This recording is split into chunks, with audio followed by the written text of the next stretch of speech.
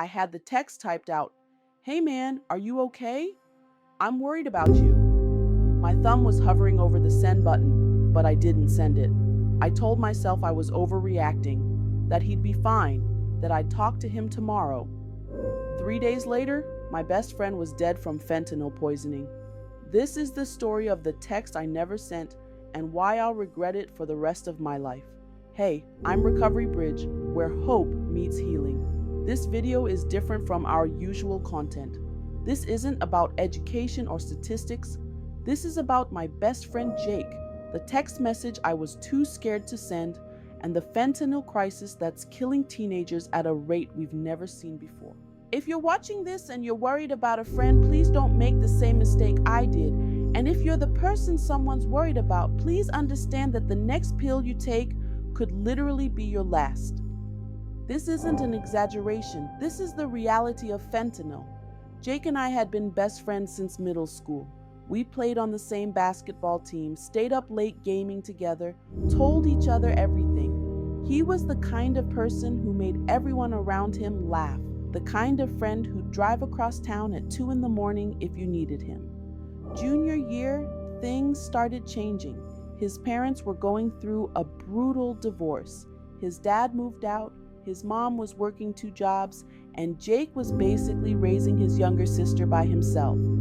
He started missing basketball practice, stopped responding to group chats as much.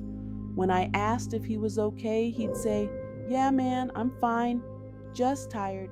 That's when I first noticed him hanging out with a different crowd. Older kids. Kids I knew were into harder stuff than just weed and drinking, but I didn't say anything. I told myself it wasn't my business, that Jake was smart enough to handle himself. Then one night, maybe 2 months before he died, we were hanging out and I saw him pop a pill. I asked what it was and he said it was just a Percocet his mom had left over from a dental surgery. Said it helped him relax, helped him sleep. I remember feeling uneasy about it, but I didn't push. I just said, "Be careful, man." That was my first mistake. Over the next few weeks, I started noticing things. Jake was always either super energetic and talkative or completely zoned out and nodding off. His eyes looked different, smaller pupils, glassy. He lost weight. Started showing up to school looking like he hadn't slept in days. One time I saw him in the bathroom at school and his hands were shaking. He said he just hadn't eaten breakfast. Another time he borrowed $40 from me and said he'd pay me back Friday. He never did. When I brought it up, he got defensive and angry in a way that wasn't like him. His grades tanked. He quit the basketball team. Said he just wasn't into it anymore. I'd text him to hang out, and half the time he wouldn't respond. When he did show up, he wasn't really there. It was like talking to a shell of the person I used to know. But here's the thing, I knew something was wrong. Deep down, I knew, but I convinced myself I was overreacting, that he was just going through a hard time with his parents' divorce, that he'd snap out of it, that bringing it up would make things awkward or make him mad at me. So I didn't say anything. I watched my best friend slip away, and I did nothing. It was a Friday night, about a week before he died. I hadn't heard from Jake in almost 5 days. No texts, no snaps, nothing. He'd been completely MIA. I was sitting in my room, and I just had this overwhelming feeling that something was really wrong. So I opened my messages and started typing. "Hey man, I'm really worried about you. You haven't been yourself lately. I don't know what's going on, but I'm here if you need to talk. And if you're using something stronger than just weed or pills, please be careful. I care about you, and I don't want anything to happen to you." I read it over probably 10 times. My thumb was hovering over the send button, but then I started second-guessing myself. What if he got mad? What if I was wrong and he thought I was accusing him of being a junkie?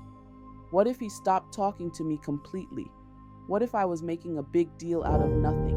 So I deleted it. I told myself I'd talk to him in person, that a text wasn't the right way to handle it, that I'd wait until Monday at school and pull him aside then. Monday came. Jake wasn't at school. Tuesday, still not there. Wednesday morning, I woke up to 50 missed calls and texts. Jake had overdosed Tuesday night. His mom found him in his bedroom. He was already gone. The pill he took wasn't even a real pill. It was a counterfeit Percocet pressed with fentanyl. He probably thought he was just taking the same thing he'd been taking. But this one had enough fentanyl in it to kill him within minutes. Here's what I need you to understand about fentanyl. It's not like other drugs. It's incredibly powerful in tiny amounts. A dose the size of a few grains of salt can kill you, and it's being pressed into fake pills that look exactly like Xanax, Percocet, Adderall, anything. Dealers are cutting it into everything because it's cheap and keeps people addicted. But they don't care about dosing. One pill might have barely any fentanyl. The next one from the same batch might have enough to kill you. It's literally Russian roulette. Jake didn't think he was doing anything that dangerous. He thought he was just taking a painkiller to deal with stress and help him sleep. He had no idea he was playing with something that could kill him instantly. And here's the part that destroys me. If I had sent that text, would it have changed anything? Maybe not. Maybe he would have gotten defensive and ignored me. Maybe he was already too far gone to listen. But maybe, just maybe, he would have read it and realized someone cared. Maybe it would have planted a seed of doubt that made him think twice before taking that pill. Maybe he would have reached out. Maybe he'd still be alive. I'll never know. And that's something I have to live with for the rest of my life. If you're watching this and you're worried about a friend, send the text, make the call, pull them aside and have the awkward conversation. I don't care if it makes things weird. I don't care if they get mad at you. I don't care if you're wrong and they're totally fine. Because here's the truth. An awkward conversation is nothing compared to standing at your best friend's funeral, looking at their parents sobbing, wondering if you could have saved them. Tell them you're worried. Tell them you care about them. Tell them that if they're using, especially if they're taking pills they didn't get from a doctor, they're risking their life. Tell them about fentanyl. Tell them that one pill can kill them.